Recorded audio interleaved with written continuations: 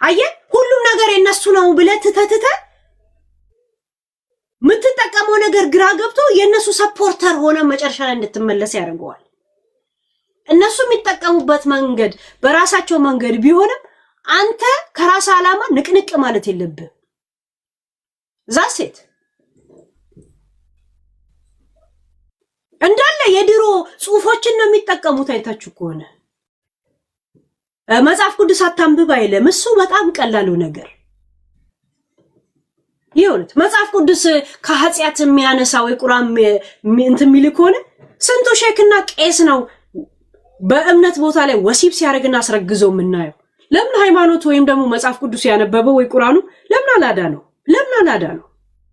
ስንቱ ፓስተር ነው 5 ልጅ አስረግዞ ባለፈው ቶፒክ የሆነው። ያ መጽሐፍ ቅዱስ ወይም ደግሞ እምነታዊ መጽሐፎች አንተ ምንም አያረጉም።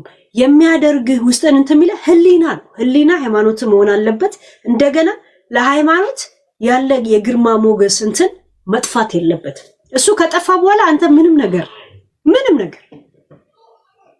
ሰው ልጅ ህሊናው ነው ሃይማኖቱ መሆን ያለበት። እኔ እንደዛ ነው የማስበው። እነሱ ግን እየተደበቁ ያሉት ይሄ መጽሐፍ ቅዱሱ ነው የሚቀድመው፣ ህሊና ነው። ከዛ በኋላ ነው ተቋም ስትፈልግ የሆነ ተቋም ውስጥ የምትጠለለው። ጀስት ተቋም ነው ለኔ ተቋም ነው ሃይማኖት ባይዘው። ያ እኔ አስመሳለሁ እዛኛው ጋር አምባሳደር ሆኜ እዛኛው ጥቅም ሲሆነው ሁለተኛው አምባሳደር አይደረግም። ሲጀመር አንድ አምባሳደር ነው። ለ3 ለ4 አምባሳደር ሆናለሁ። አሁን የጠራሽውንም ድርጅት 10ም ቢገዙ እኔ ምን አገባኝ አይባልም። እነዚህ ልጆች ጠበቃ ከቆምሽላቸው ይሄ ሰክሰስ የሚባለው ስንት አመት ነው? ሎተሪ መሸጥ ከጀመረ ጋይስ ስንት ጊዜው? በየአመቱ ነው የሚቆረጠው? በአመት ነው? ስንት አመት ሆነ እናንተ ካውቃችሁ? ጀስት 3 አመት። ኦኬ ኒኪዬ ሰላም ነሽ? 3 አመት እንደ አይደል? ያ እና በየስንት ጊዜው ነው ሎተሪው የሚወጣው? በየስንት ጊዜ ነው ሎተሪ የሚወጣው? በየስንት ጊዜው የሚወጣው? 6 ወር? በየ3 ወር? እግዚአብሔር በ3 ወር ነው። እኔ ተከታትየው ምናምን አላውቅም። ጀስት ግን አሁን ያወቅኩት ይሄ ተቋሙ እንደዚህ እርዳታ ምናምን እንደሆነ ነው የሰማሁት። ነው እንደ ያልኩኝ ይሄ ገረመኝ ስላልተከታተልኩት። በየ3 ወር በ2 አመቱ ስንት ጊዜ ወጣ? ስንት ሰው ነው የቤት ባለቤት የሆኑት?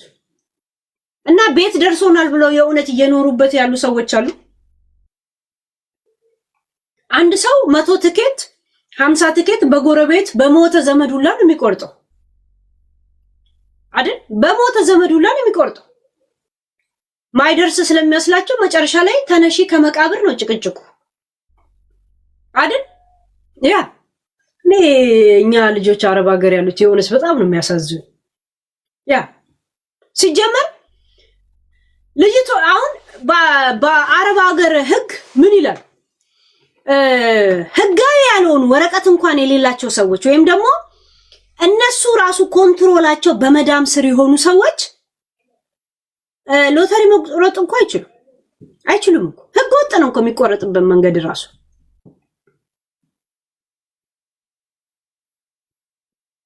ለራሷ ወረቀት የላትም ኢንዲፔንድ መዳሟ ላይ የሆነች ልጅ ሎተሪ መቁረጥ አትችል። ኢቃሟና ወይ ቢጣቋ ወይ ፓስፖርቷ መዳሟ እጅ ያለች ታስራ የተቀመጠች ልጅ እንደዚህ ያለ ነገር ውስጥ መግባት አትችልም እኮ። ራሷ ሀቢባ ባለሽበት ሀገር አረብ ሀገር ሎተሪ ሐራም ነው። እንኳን ሎተሪ አይደለም ወለድ ሙስሊም ስክ ባንክ ነው ያለው። ሐራም እያደረግሽ አይደለም። ቡቺ ዱባይ ላይ 2 ክሶች ተመስርተውባት ሆልድ ይሆናል። እኔ ማውቀው ዋና ክሷ እኔ እኮ ጋይስ አንዳንድ ጊዜ ሰዎችን እየተጣላው ነው እየተጠቀምኩት ግራ ይገባኛል እኮ። እናንተ እንደምታስቡት በጣም ተንኮለኛ ብሆን ይሄ የሰማሁትን ነገር ዝም ብዬ ከደረሰባችሁ በኋላ ራሳችሁ ታዩት ነበር። ቀድማችሁ ቅድመ ሁኔታ እንድታረጉ ምን እንደተደረጋችሁ መጥቻ አልነግራችሁ። ሁለት ሰዎች ከሷታል። አንዱ ክስ ላይ ቁማር ያጫወተችውን ያንን ቪዲዮ ነው ያዙበት። ሁለተኛ ደግሞ አሁንም ልንገርሽ ቡች ባለፈው እያለቀሽ ለፋኑ ያሰባሰብኩበት ደረሰኝ አለ ምናምን ያልሽው ማለት ነው። ያማል። ካሁኑ ተዘጋጅ እሺ፣ ካሁኑ ተዘጋጅ። እኔ እኮ ሰዎችን እየተጣላው ነው ምን እያልኩ ነው? ግራ ነው የሚገባኝ እኮ። መጥቼ ነግራቸዋለሁ እንዲዘጋጁ። እና በአረብ ሀገር ይሄ ነገር ወንጀል ስለሆነ ያንን ቪዲዮ ይዘው ኤኒ ታይም እንትን ብለው በዛ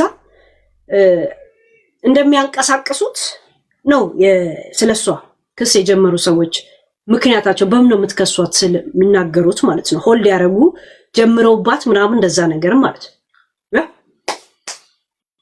ምክንያቱም የዛን ሀገር ህግ ወይም ደግሞ የእስልምናን ህግን ያን ሀገሩ ነው የምትከተለው። ጉቺ የምን አባቷ ጉቺ ናት። በዛ እጣ ምክንያት እየተጨበረበረ ከሆነ እያንዳንዱን ኃላፊነት አለብሽ። በስምሽ ነው እየተነገደ ያለው። ኦዲዮ ነው በስምሽ ኤዲት ተደርጎ እየወጣ ያለው። ህይወታቸውን እያጡ ያሉ እህቶች አሉ። ከዚህ በላይ ኬዝ አለ እንዴ? አንቺን የሚነካ ሲሆን ሰው ግን ተስፍሽ አሁን የጸብ የመጣው ባለፈው መብረቁ ጋር ገብተህ ስለሜላት ነው። ማን ነው ስሟ? ልጅቷ ሜላት ነው ስሟ። ስለሷ ስታወራ አንተም ከነሱ ጋር አግሪ ሆነ የነሱ ተቃራኒ ሆነ ነበር። እንዴት አንተ ባለህበት ስለኛ ኔጌቲቭ ይወራል? ማለት ነው የምትሏት ያ ማለት ኔጌቲቭ ይወራል። እንዴት እንትና ቡቺን በእንደዚህ ማን ነው የምትሏት? ውሽዬ ነው የምትሏት። ውሽዬን ወይ ፋሲካን እንዴት በእንደዚህ አይነት ነገር እንትን ትላታለን አይደል? ለምን እንዴት ትላታለ? ባትባል ኖሮ እንደዚህ የተጭበረበረ መሆኑ ትናገር ነበር። አንተ የሴቶች የአረብ ሀገር ያሉ ሴቶች እንባቸውን እየጠረክ ነበር አለ ቀደም እንደሰማሁት። በጣም ውስጥን ስለሚነኩ ለበጎ አድራጎት ስትል ካለህበት ውጭ ሀገር ወደ ኢትዮጵያ ከርመ ነበር አይደል? እንደ ሰባዊነት ምን ነው ዛሬ ስትጣሉ እንደዚህ አይነት ደረጃ ሄድክ? ማይኩሽ እና አሁን አዝነን ነው የምንለው።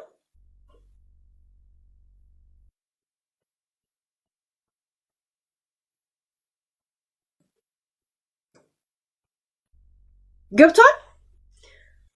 ዜጎች ወይም ደግሞ አረብ ሀገር ያሉት እህቶቼ ያሳስቡኛል ካልክ ዛሬ ስትጣላ አይደለም የነገር የምታረገው። የእውነት ስለነሱ ማሰብ ስለነሱ እንባ መጥረግ ያንተ አላማ ቢሆን ዋይስታውን ይሄን ሁላ ዙር እስከሚበሉ ድረስ ዝም አልክ። ሲሞቱ እንኳን መቀበር የላቸውም ብለ በኢትዮጵያ ባህላዊ ዕቁብ በሚል ግን በውጭ ሀገር ኢንሹራንስ ላይፍ ኢንሹራንስ በሚል በየወሩ ከአረብ ሀገር ልጆች ብር ባንተም አማካኝነት ነው ማስታወቂያ ስትሰሩ የነበራችሁት። ታውቃለህ? ላይፍ ኢንሹራንስ ቢሮ አላቸው፣ ታክስ ለመንግስት ይከፍላሉ። ያንን እንዳትከፍሉ ዕቁብ በሚል ወይም ደግሞ እነሱ እንትን ሲያደርጉ ምናምን ብላችሁ በወር ታስከፍላላችሁ። መተው ሊቀበሩ። እኔ ላይፍ ኢንሹራንስ ሲኖረኝ ለመቀበር ብቻ አይደለም ከተቀበርኩም በኋላ ለልጄም የሚደርሰዋል። ስራም ራሱ መስራት ቢያቀተኝ አትችልም መስራት ተብሎ በዶክተር ከተጻፈልኝ እዳ እንኳን ካለብኝ ከጎኔ ይቆማሉ። this is life insurance። ገብቷል?